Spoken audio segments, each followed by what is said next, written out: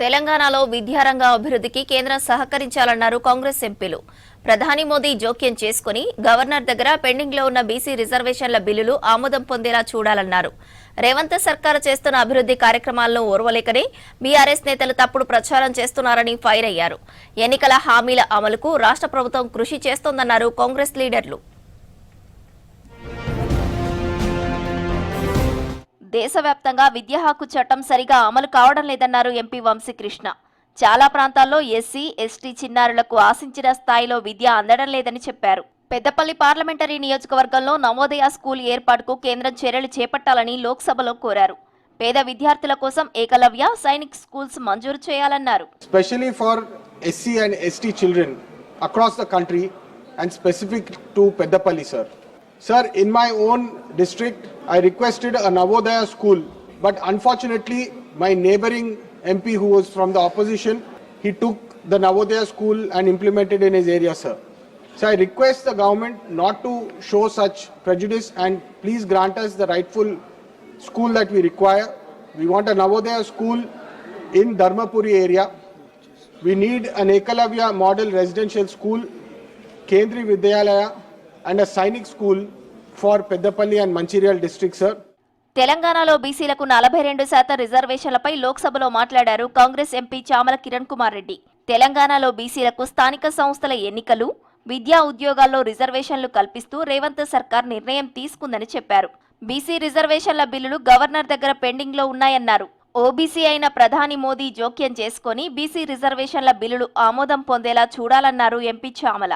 Enhance BC reservations to 42% in education, employment and local body elections in state Telangana. Our Chief Minister Revanth Reddy Garu has done the cabinet and also in the Telangana Legislative Assembly unanimously passed the bill and to provide 42% reservations to BC, sir. And this bill has been already sent 6 months back to the governor and it was not taken any decision, sir. And I request from your chair to the Honorable Prime Minister, who also is the OBC leader, kindly intervene the matter and do needful to protect the interest of the BCs in Telangana, for which we are all shall ever be grateful to them. తెలంగాణలో విప్లవాత్మక మార్పులు తీసుకొస్తున్న నాయకుడు CM Revanth Reddy అన్నారు MP Mallu Ravi. Telangana సమగ్రాభివృద్ధి కోసం ప్రణాళికాబద్ధంగా CM పనిచేస్తున్నారని చెప్పారు. Global summit విజయవంతమైందన్నారు. 5 లక్షలకు పైగా కోట్ల పెట్టుబడులు రాష్ట్రాభివృద్ధికి దోహదం చేయబోతున్నాయన్నారు. గ్లోబల్ సమ్మిట్ పై బీఆర్ఎస్ నేతలు తప్పుడు ప్రచారం చేస్తున్నారని ఫైర్ అయ్యారు MP Mallu Ravi. Global investment summit పెట్టారు. ప్రపంచ స్థాయి నుంచి మన తెలంగాణ రాష్ట్రంలో పెట్టుబడులు పెట్టడానికి 2 రోజులు గ్లోబల్ సమ్మిట్ ని ఏర్పాటు చేసి విజయవంతంగా ఈ 2 రోజుల కార్యక్రమాన్ని పూర్తి చేసి తెలంగాణ రాష్ట్రంలో 5,75,000 కోట్ల పెట్టుబడులు పెట్టడానికి MOUలు చేసుకోవడం జరిగింది. ఇది పెద్ద రికార్డు స్థాయిలో తెలంగాణలో ఎప్పుడు జరగనంత పెద్ద ఎత్తున జరిగింది. బీఆర్ఎస్ మాజీ ఎమ్మెల్యే గాదరి కిషోర్ పై ఫైర్ అయ్యారు SC corporation chairman Preetham. CM Revanth రెడ్డిపై అనవసర విమర్శలు చేస్తే ఊరుకోబోమని హెచ్చరించారు. కిషోర్ భాష మార్చుకోవాలన్నారు. అధికారంలో ఉన్నందుకే సహనంతో ఉంటున్నామని చెప్పారు. కాంగ్రెస్ సర్కారు చేస్తున్న అభివృద్ధి పనులను బీఆర్ఎస్ నేతలు ఓర్వలేకపోతున్నారని విమర్శించారు ప్రీతం. కొవ్వుబట్టిన కిషోర్ ఏమో నోరు తెరిస్తే వాడు వీడు ముఖ్యమంత్రి గారిని పట్టుకొని వాడు వీడు ఏం సంస్కారం నేర్చుకున్నావా? పెద్ద లేదు, చిన్న లేదు, ప్రభుత్వంలో ఉన్నాం. రెచ్చగొడితే ఈ కనువ పక్కన పెడతాం, కార్పొరేషన్ చైర్మన్ పక్కన పెడతాం, తర్వాత తాడోపేట తెలుసుకోవాల్సి వస్తుంది. మంచిది కాదు అది. మేము భారత రాజ్యాంగాన్ని నమ్ముతాం.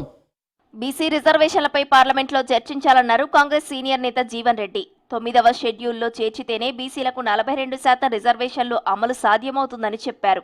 రాజకీయాలకు అతీతంగా అన్ని పార్టీలు బీసీ కోటా కోసం కృషి చేయాలన్నారు.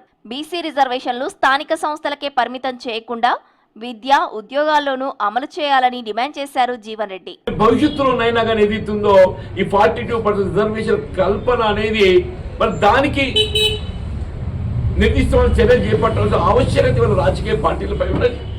రూపకల్పన చట్టం కావాలనంటే కేంద్ర ప్రభుత్వం దాని చట్టం రూపొందించాలి. ఈ అంశాన్ని ఇటు పార్లమెంట్, లోక్సభలో కానీ రాజ్యసభలో లేవనెత్తి కేంద్ర ప్రభుత్వం ఇవాళ 9th షెడ్యూల్లో చేర్చబడే విధంగా మరి చట్టాన్ని రూపొందింపచేయబడే విధంగా మీరు చొరవ చూపెట్టాలి. రాష్ట్రంలో 2 ఏళ్లుగా రేవంత్ సర్కార్ ప్రజాపాలన అందిస్తోందన్నారు కాంగ్రెస్ నేతలు. గ్లోబల్ సమ్మిట్ సక్సెస్ అయిందన్నారు. బీఆర్ఎస్ నేతలు ఓర్వలేకనే విమర్శలు చేస్తున్నారని ఫైర్ అయ్యారు.